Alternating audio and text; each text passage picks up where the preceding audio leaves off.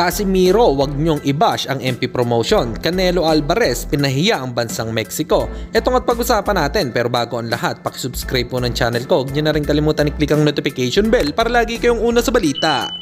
Kanalaban ang aasahan, balita sa mga pambato na isasalang, pasabog na video, lahat yan nandito.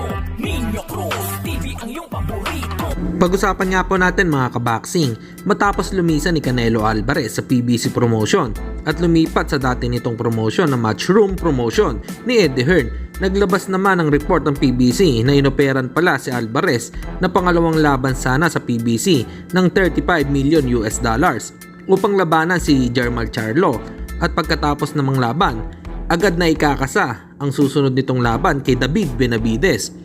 At $55 million naman ang matatanggap ni Canelo Alvarez dyan. Kahit pa malaki ang inoffer kay Alvarez, ay umalis pa din nga ito sa PBC. Kaya napakomento naman dito si Mike Tyson. Ayon sa kanya ay pinapahiya daw ni Alvarez ang Mexico.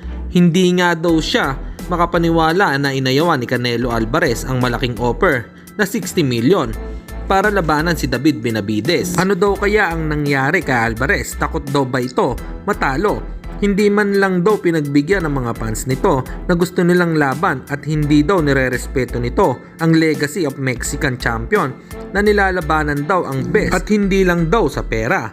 Ano po ang opinion nyo dito mga kaboxing? Comment lang kayo sa ibaba.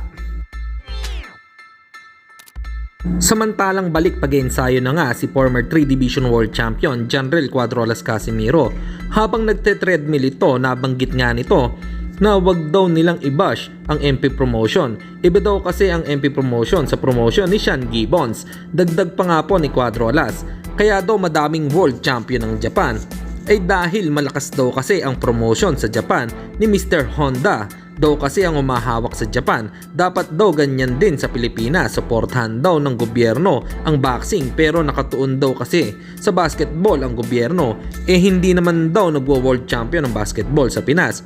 Hindi daw katulad sa boxing, marami daw ang magagaling, kaya dapat ito daw ang pagtuunan ng pansin ng gobyerno. Promotion ng Japan ngayon eh. Nandun kasi si Mr. Honda.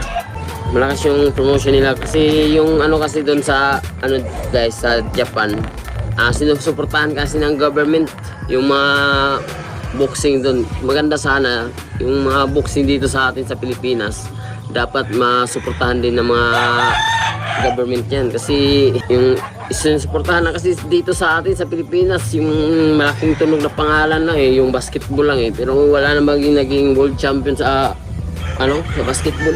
Ito sa boxing, marami.